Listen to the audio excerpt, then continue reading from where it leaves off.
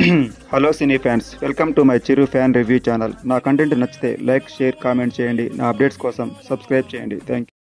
కూలీ and war 2 సాధారణంగా నాకు సినిమా నచ్చకపోతే తలనొప్పి వస్తూ ఉంటుంది. ముందుగా దానికి థ్యాంక్స్. మార్నింగ్ అండ్ మ్యాట్ని దాదాపు 6 గంటలు తలపోటు తట్టుకున్నందుకు మీరు కూడా నాకు థ్యాంక్స్ చెప్పాలి. ఇందులో గుడ్ ఏంటంటే ముందుగా వార్ చూడడం. ఏ సినిమాకి వెళ్ళినా ఏముంది బ్రదర్, గ్రాఫిక్స్ ఫీట్లు, అసలు కథకు తూట్లు. మనం ఏం పాపం చేశాం బ్రదర్? అసలు మనం ఎందుకు ఎగబడి సినిమాలకు వెళ్తున్నామో అర్థం అవ్వట్లేదు.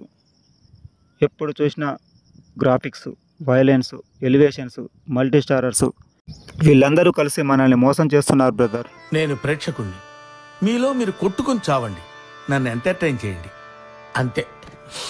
ముందుగా వార్ చూద్దాం.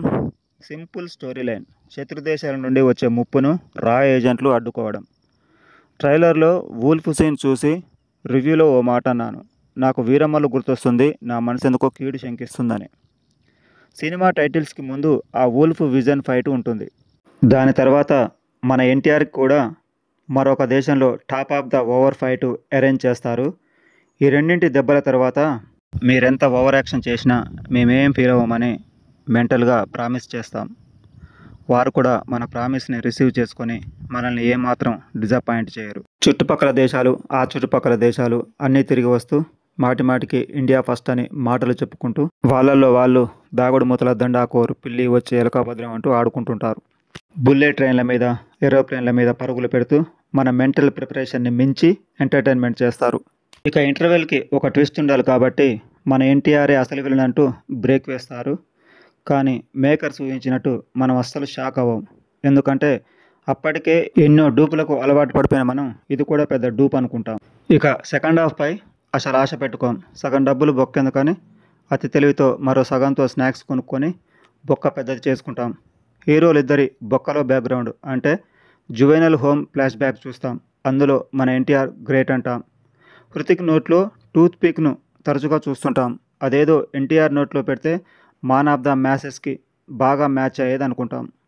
సర్లేండి, మనం అనుకుంటే ఏం లాభం. ప్రీ క్లైమాక్స్లో హృతిక్ గను గురిపెట్టి ఎన్టీఆర్ గుండెల్లో బుల్లెట్ దింపుతాడు. అంతా అయిపోయింది అనుకుంటాం. కానీ ఎన్టీఆర్ చిన్న ట్రీట్మెంట్తో లేచి రారా ఏజెంటు, చివరిసారిగా కొట్టుకుందాం, టైం లేదంటాడు. మనం కూడా ఆ ఒక్కటే చూసేద్దామని ఓపికగా కూర్చుంటాం. ఆఖరి ఫైట్లో హృతిక్ తారక్ని కొట్టి చంపేసి నా జీవితంలో ఎప్పుడు నువ్వే గెలిచావంటాడు. NTR diehard fans heart break అయి వెళ్ళిపోతారు. కామన్ ఫ్యాన్స్ మాత్రం మళ్ళీ బతికొస్తాడేమోనని డౌట్ పడతారు. అనుకున్నట్టే ఎన్టీఆర్ అట్టా నడిచొస్తూ ఇద్దరూ కలిసి 2 నిమిషాల్లో శత్రు దేశాలన్నీ తిరిగి పిల్లలందరినీ చంపేసి ఇండియాకి ముప్పు లేకుండా చేస్తారు. పోలా, అదిరిపోలా. ఈ మాత్రం దానికి కనపడని శత్రువులకు భయపడుతూ వాళ్ళల్లో వాళ్ళు కొట్టుకోవడం, కాల్చుకోవడం, చంపుకోవడం, ఇదేదో ఫస్టే చేయొచ్చు కదా. ఇలాంటి సినిమాల్లో పాటలు అనవసరం, అయినా 2 పెట్టారు. ఒక దాంట్లో కైరా మెరుపులు యూత్కి షాక్ కొడతాయి. రెండవ పాట ఇద్దరు మంచి డ్యాన్సర్లు కాబట్టి RRR ఇన్స్పిరేషన్తో ఆస్కార్కు ఆశపడి ట్రై చేశారేమో అనిపిస్తుంది. ఫ్రెండ్స్, మీరు సినిమా చూస్తే మీకు ఎలా అనిపించిందో కామెంట్ చేయండి. ఇక 2 సినిమాకి వెళ్దాం. Coolie. Lokesh Kanagaraj alias LCU. Under sentiment of local. Family emotions, రివెంజ్లు ప్రధానాంశం. ఈజీగా కనెక్ట్ అయిపోతాం. ఒక్క లైన్లో స్టోరీ చెప్పాల్సి వస్తే, ధనవంతులు తమ ధనదాహానికి కూలీలను బలి చేస్తుంటే ఎదురు తిరగడం ముఖ్య కథ. అండర్ కవర్లో ఇల్లీగల్ ప్రొడక్టులు, కూలీల గుండెకాయలు అమ్ముకోవడం. ఇందులో భాగంగా అయిన వాళ్ళను ఆదుకోవడం, కోల్పోవడం. సినిమాలో శృతి హాసన్ లాగా అన్నింటినీ భరిస్తూ ఉండడం. పోలీసులు, కోర్టులు, చట్టం, న్యాయం అనే రాజ్యాంగాన్ని పూర్తిగా మర్చిపోతాం. వాస్తవానికి కూడా సామాన్యులకు వాటితో పనున్నదనుకోండి. వారి సినిమాలాగే ఇందులో కూడా లాజిక్లు ఉండవు, కానీ అక్కడక్కడ ఎమోషనల్గా కనెక్ట్ అవుతాం. బాబా రజనీ ఎనర్జీ ఎక్కడ దాపెడుతున్నాడో కానీ ఆయన ఎంతమందిని కొట్టినా మనం చప్పట్లు కొడుతూనే ఉంటాం. బాషా టైపు ఫ్లాష్ బ్యాక్ ఉన్నట్లు బిల్డప్ ఇస్తారు. కూలీ గెటప్లో చూపించినా ఇష్టపడిపోతాం. ఇక మన విలన్ అక్కినేనిని చూస్తే లుక్స్ బాగున్నాయి, కానీ ఈ క్యారెక్టర్ ఆయన చేయడం నాకైతే నచ్చలేదు.